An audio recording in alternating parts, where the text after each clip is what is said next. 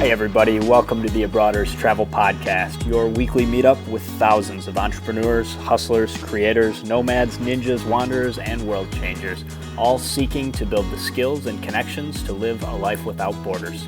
If you want to learn more about what we do or download our entire podcast archive, check out the website, abroaders.com. Happy Wednesday morning and welcome to another episode of the Abroaders Travel Podcast. I'm Erik here with AJ Dunn. And today we are going to be talking about redeeming points and earning points in the largest of the three global airline alliances. Alliances offer huge opportunities to maximize the value of your points, but you need the right strategy for earning and redeeming and a solid understanding of how alliances work. Today's episode is a full breakdown of everything you need to know about Star Alliance. We'll be covering a ton of resources and tools, so be sure to check out the show notes at abroaders.com/star. Sweet. I like that short and concise STAR. So as far as our locations, actually, Eric and I are both in the same spot. We're in Detroit right now. We've got a little bit in the form of news for you guys. So we've got U.S. Airways is offering a 100% buy miles bonus. Now, this is a targeted offer, so you may or may have not been emailed that offer if you've got a dividend miles account. If you want to just check out to see if you're eligible for that offer or not, just click on the link in the show notes, and then it'll let you buy miles if you want to. So this is good through July 31st, and their current offer is about 1.88 cents per mile. So the max you can buy is 50,000 miles, but because it's a 100% bonus, that's up to 100 miles. So essentially, for about $1,800, $1,750, you can get 100,000 miles. So depending on what your portfolio is at, it could be a good option to bump up your account to get to the point where you could redeem a first-class flight or get to the point where you can get 2 coach flights. Yeah, one of the big ones right now is North Asia in first class is 120,000 miles. So if you happen to have signed up for the Barclays U.S. Airways card, that's going to give you 40,000 on your first purchase. So you'd buy 40. 40K purchase here. It's still going to be pricey, but you're looking at first-class tickets that run from $12,000 to $30,000. So if you're looking for that, it's a great option. The other opportunity is that Southeast Asia is also pretty reasonable, and business class also comes in at 120,000 for business class, 160,000 for first class. So probably not worth bumping it up to the very front of the plane for that. But those are a couple of options if you're looking at buying U.S. Airways points. The other option to top up your U.S. Airways balance comes into play if you have Starwood Preferred Guest points. We recommended to a lot of folks to get on board with the Amex Starwood Preferred Guest Business and Personal Card last month. It was at an extra 5,000 bonus points compared to the normal 25.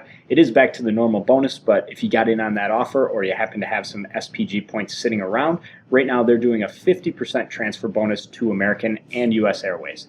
That's valid through July 31st. And the one thing you want to keep in mind is transfers are not instant with Starwood partners, so it's going to take probably the better part of a week to get your points from Starwood into your either American or U.S. Airways account. And the second thing to know is that the bonus miles are going to come behind the original deposit. So you want to transfer in chunks of 20 because you get a 5,000 bonus automatically with Starwood. So in other words, you transfer 20,000, you'd normally get 25. Now you'll be getting 30 with this additional 50% bonus that comes into play. The really good news here is that you can definitely top up your account, but those bonus miles are going to come after your original deposit. So say you move 20,000, you're going to get 25 in 7 days or so, and then you'll probably have to wait another week for the extra 5,000 bonus points. So make sure you plan on that. If you've got a redemption planned that's going to have some tight availability, you want to make sure that doesn't get taken out from under you while you're in the process of waiting for that transfer. Last thing to know about Starwood transfers, this applies across the board, is there's only one transfer allowed per 24-hour period, and you don't want to move more than 60,000 points. They try and trick you. They actually let the maximum be 79,999, but that's going to screw you out of 5,000 extra points because transferring 80,000 gets you 100,000, but you can't do the full 80,000 in a day, so you're missing out on that extra bonus. If you want to get more details about how Starwood Preferred Guest Transfers work, check out episode 17 of the podcast. It's at abroaders.com/use SPG for a comprehensive overview of all those Starwood transfers. Cool, man. I wonder how many miles they save by having people max out that transfer at 79,999. Yeah, you can always count on people being rather impatient and just wait an extra 24 hours. It's not going to make that huge of a difference in the scheme of things. I'll bet you that's a major savings for them. Yeah. All right, well, in the arena of upcoming travels, no big plans really. May zip on over to Toronto to see a Brazilian friend that's in town. Actually, Toronto's really not that far of a drive from Detroit. It's only about 4 hours or so. What was the last time you made an international trip by land or sea, man? Probably when I was 19, when I went to Windsor to go experience the 19 and up drinking age in Canada. That's probably about the last time for me as well. So we might be doing it the hard way, getting to Toronto. But if you are in town, let us know. Shoot us an email, and maybe we can organize a meetup, grab a beer or something. Before we move into the Star Alliance breakdown, I want to give you guys a quick update on something I brought up a couple weeks back with membership rewards, new transfer rules to partners. So membership rewards is American Express's transferable currency, and they recently changed so that they won't let you transfer miles to an account in someone else's name. That was something that they always had as a policy, but they updated the technical functionality of the website. I wanted to get back to you because I actually discovered a hack. I was trying to use ANA miles to redeem a trip for my friend Gabriella to come from Brazil to Spain this fall. And Amex made that rule change right when I was trying to make the transfer. So you can't redeem ANA miles for anyone other than yourself or your spouse. So if I have miles in my account, I can't redeem them for Gabriella unless we're married. So I was able to discover a hack that basically lets you use somebody else's account number with your name on the Amex site. So I put my name as the account holder and Gabriella's frequent flyer number, and Amex accepted that as one of my transfer accounts. So they just assumed it was my account, so there was no problem from their end. But the way that the transfer ended up working out is that they're just looking at the account number itself. So on the ANA side of things, the points were received and put into Gabriella's account. I was able to make the booking, and that's going to be a really cool trip. That's something we'll get into a little further. Yeah, really, really great. I mean, I was a little bit worried I'd end up losing the points. They'd just kind of go into La La Land, but it worked out just fine. So that's something you can try out if you're in a jam, getting your points over to somebody else's ANA account. They've got a great award chart. We're going to get into a little bit of that later in the episode, but it turned out to be 43,000 points round trip to get from Salvador, Brazil to Lisbon and Barcelona. They got great routing rules and stopovers, so definitely something to check out. That's huge. Yeah. Okay, so let's get into the core content for today's episode. A quick overview of alliances. The most important thing to understand about alliances is that they basically expand your options and let you leverage the value of your points. So if you have points in a particular program, let's say United, for example, you can redeem your miles with all of their airline alliance partners in Star Alliance. So that gives you 25 additional airlines that you can redeem your points to fly whatever routes they happen to fly. It gives you a huge amount of extra flexibility when you're looking at booking an award ticket. The other thing with alliances is if you have elite status, other alliance partners will recognize that status. So if you've got 1K with United, when you fly on Singapore or ANA or Lufthansa, those airlines will recognize that status, at least to a certain degree, and give you some extra perks. The last point, which we're not going to get into too much today, is that you can earn miles for flights with partners. So if you do a little bit of paid flying, I'm going to get into that in just a few minutes, but you can credit those miles. They're not a ton. It's not going to be as much as you get from credit card signups, but you can get some credit for your paid flights and put those in an account that you're going to be able to use them later for free travel. Cool.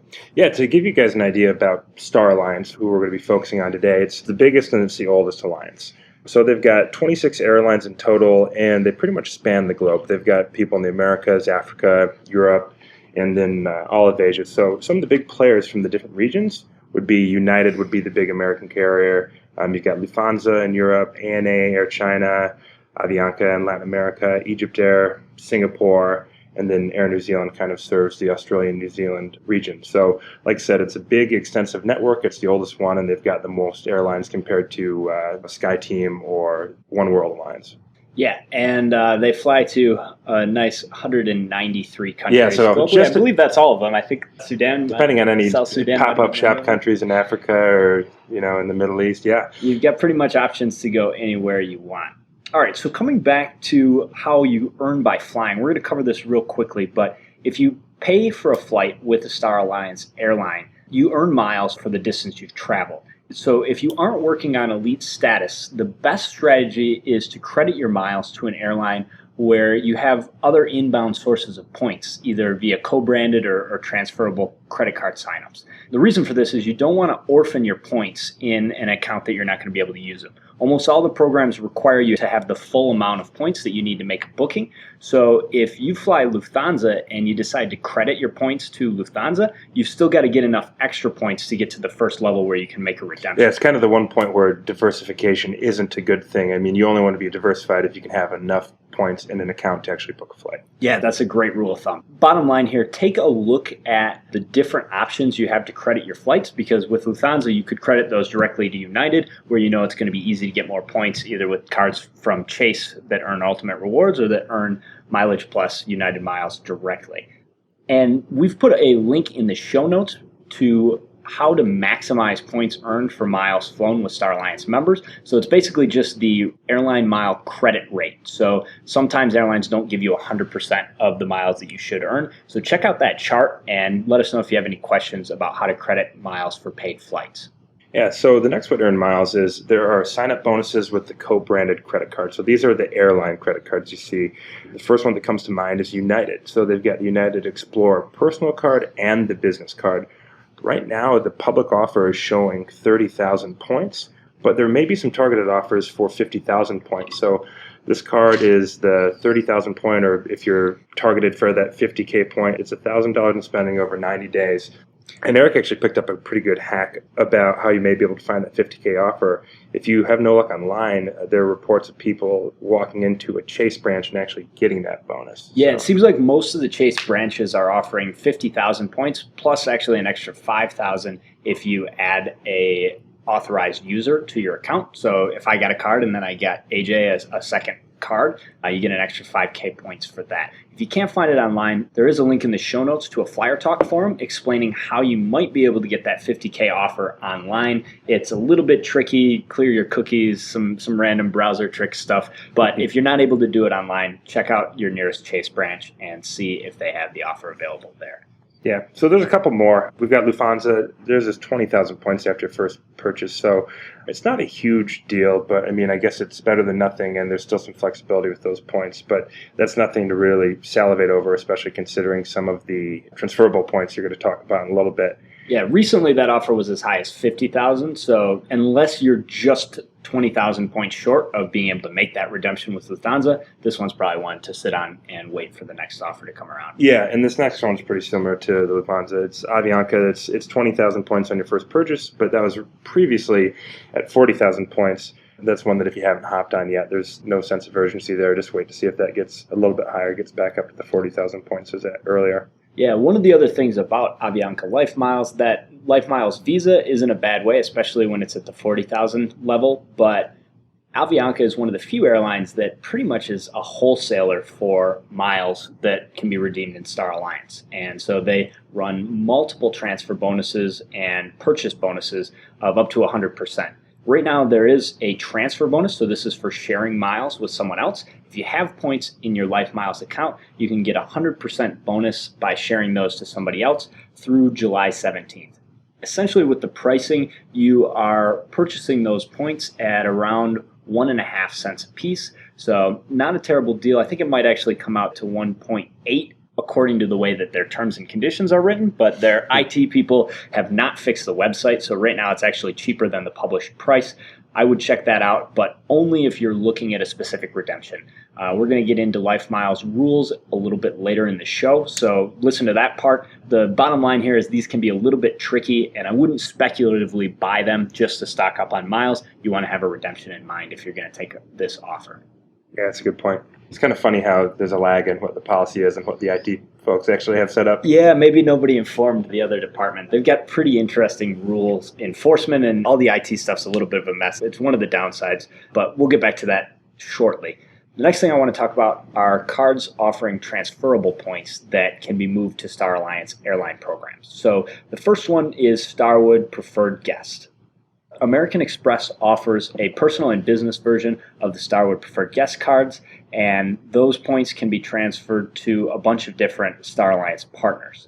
So right now, partners include Aeroplan, which is Air Canada's program, Air China, Air New Zealand, All Nippon Airways, that's ANA out of Japan, Asiana, Miles and More, which is Lufthansa and Swiss, Singapore Airlines, Chris Flyer program, Thai Airways, and United Mileage Plus. One thing to note, the United Mileage Plus is a horrible deal. You want to use Chase points to get those because the Starwood points don't transfer at a 1-to-1 ratio. I think it's 1-to-2, so you're going to get a lot worse deal with United transfers out of Starwood than you would with Chase. That's a good point, man. The next currency that is transferable is American Express membership rewards. So there's only 3 airlines you can transfer to. It's Aeroplan Air Canada, All Nippon Airways, and Singapore Airlines. So with membership rewards, depending on where you want to go, you'll transfer points to a different partner airline because there's some pretty big discrepancies on their charts. Just as a quick example, if you're going from LA to Taipei, ANA is at 60,000 points, Singapore's all the way up to 90,000 points, and the taxes are ranging anywhere from $70 till up to $328. So you'll want to make sure you just do your diligence before picking a partner to transfer to. Yeah, great point. Always take a look at the prices first. You're obviously going to know your intended departure and destination points. So take a look at those different prices and especially the fuel surcharges to make sure that you're getting the best possible deal out of that American Express transfer. All right, so the last option is Chase Ultimate Rewards. They transfer to United Airlines. That's their only partner in Star Alliance. We have talked quite a bit about United on past episodes, so we're going to focus on some of the foreign frequent flyer programs that are in Star Alliance and how you can maximize redemptions with those currencies. We got a list of a few different airlines that we want to take you through. I'm going to get started with Avianca Life Miles. As we talked about before, they have some really big benefits. Avianca allows one-way awards at half the price of round trip. They don't impose fuel surcharges on any award tickets. They have pretty competitive award chart, and they don't block partner award space, meaning that some airlines like United won't show you all the space that you could book on the website because they're stingy and they don't want to pay their partners for putting you on one of their flights. So Avianca doesn't do that, probably because they can't figure out how technically, but we'll take it as it is. As long as you've got 40% of the miles that you need for redemption, you can purchase the remaining miles at the time you issue your ticket. So this is a big one. This is one of the few programs that you don't have to have enough miles to book your trip. So if I want to book a flight using Life Miles, it's 100,000 miles. I only need 40,000 miles, and I'm going to be able to buy the rest for cash, and I believe the rate is 1.5 cents. So it's actually a really good rate. You want to just try and hang on to your balance so that you're right at that 40% mark and then buy up the rest, unless you are tight on cash and just want to use as many points as possible to get the cheapest ticket.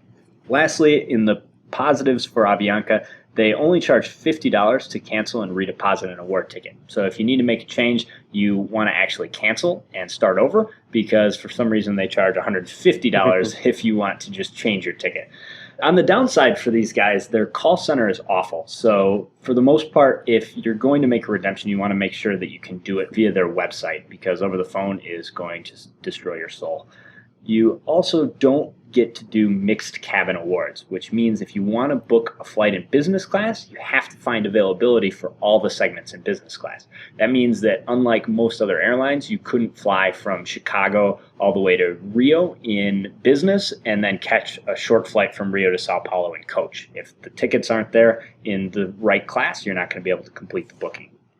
Lastly, these guys don't do stopovers, and they have a history of devaluing their program without any notice. So without any advice on how to handle the worst rate. So they don't baby you through any devaluations. Yeah, but I mean the bottom line here is if you're going to buy miles, you only want to do it if you've got a short-term use in mind because you never know what's going to happen with that program. All right, man, let's move on to the next one, Air Canada. Yeah, so some of the benefits are you get 2 stopovers, or you can split those stopovers and have 1 stopover and 1 open jaw. Aeroplan can be good for premium cabin awards. So coach is generally a bad deal because of those fuel surcharges, and anytime there's heavy fuel surcharges, your best value is going to be with business class or first class. They do let you book one-way awards on partners now. And there's no fuel surcharges for a handful of airlines: Air China, Brussels Airlines, Egypt Air, Ethiopian, Ava, SAS, Singapore, Swish, Turkish, and United. Swish, which is like when you don't hit the rim. Swish, yeah.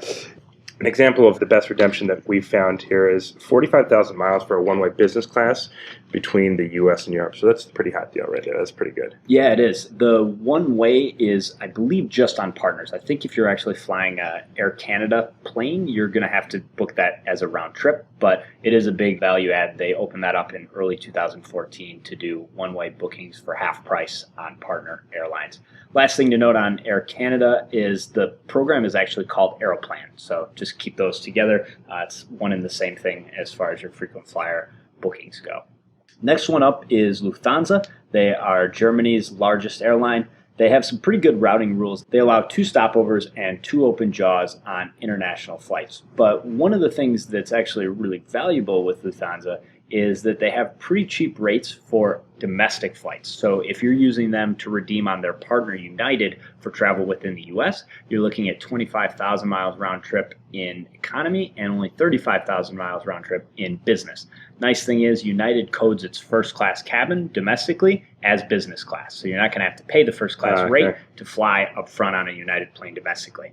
The biggest opportunity there is probably going to be taking a flight to Hawaii. The prices are a little bit different than within the continental US, but using your Lufthansa miles to get to Hawaii is going to save you over booking with United or a lot of other Star Alliance partners. So that's one sweet spot that you should look out for. Also, they've got a US to Europe for $50,000 in economy round trip, which is also a discount over United if you're booking in economy. But do keep in mind that Lufthansa charges fuel surcharges on pretty much everybody. So unless you're on a United plane for that US to Europe trip, you're going to pay some extra fuel surcharges. So that's something to keep in mind as well. Lastly, international flights with Lufthansa can be a big win if availability is really tight when you're using United. So if you have United miles and you want to fly on Lufthansa, they open really, really small amounts of premium cabin bookings to their partners, and they offer a ton to their own members. So the difference can be, if I've got Lufthansa points, I might have 4 first class seats available, and if AJ's got United points, he might not see any first class seats available until a few days before departure. If you're worried about availability, Lufthansa can be a good hedge to make sure that you're able to book that award ticket.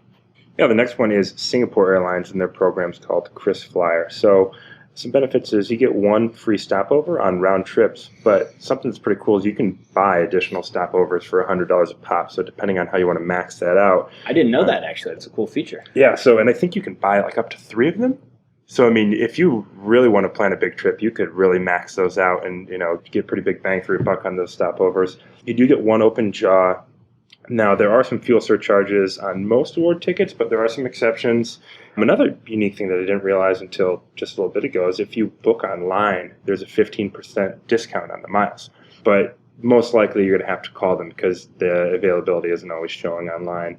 It is good that there's no fee if you have to call and book like some places, so it's free to book. Yeah, it's the opposite strategy. They discount you for booking online and don't charge you for calling, whereas most airlines are going to not charge you for booking online and then mark up with an extra $20 to $50 if you want to book by phone. So yeah, that's definitely a big win. And their website's not terrible. It's not going to have all the availability, but if you know what flights you're looking for, you can make it work and get those bookings done online.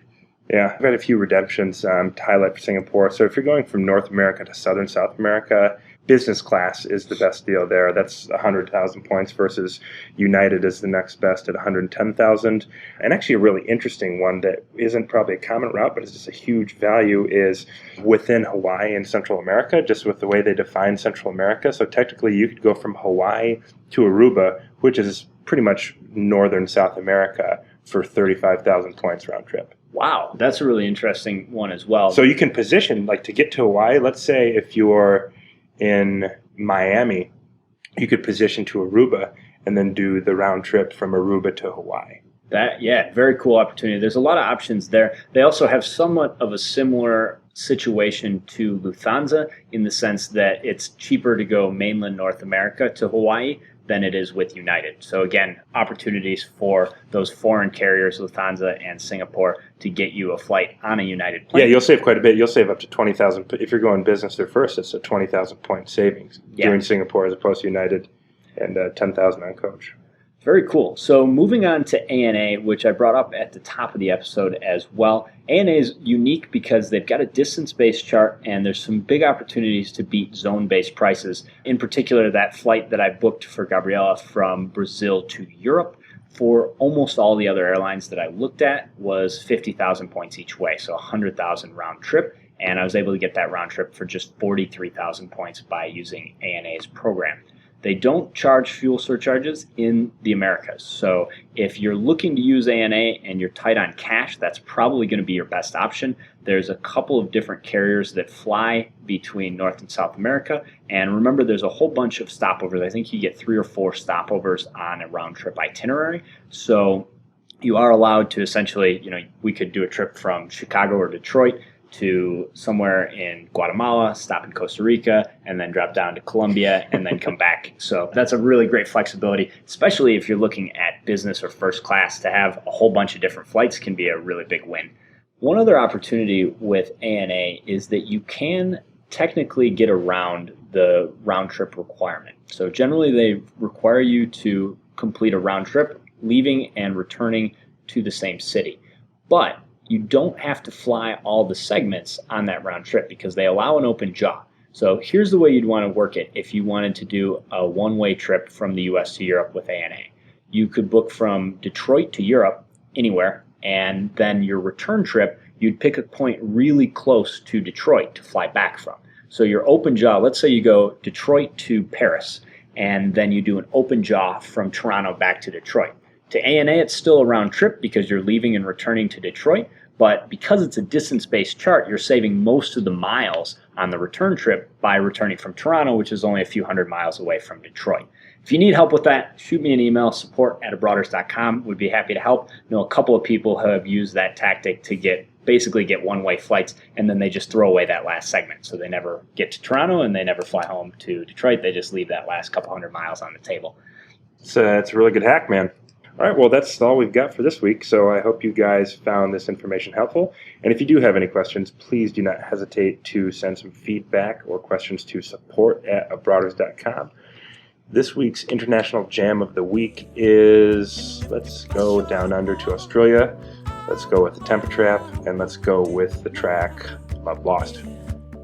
Safe travels.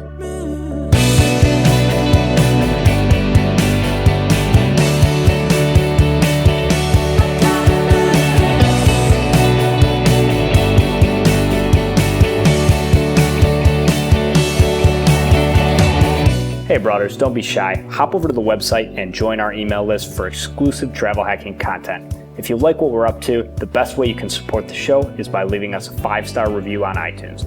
Lastly, we would love to hear from you, so send your show feedback to Erik or AJ@abroaders.com. We will see you next week.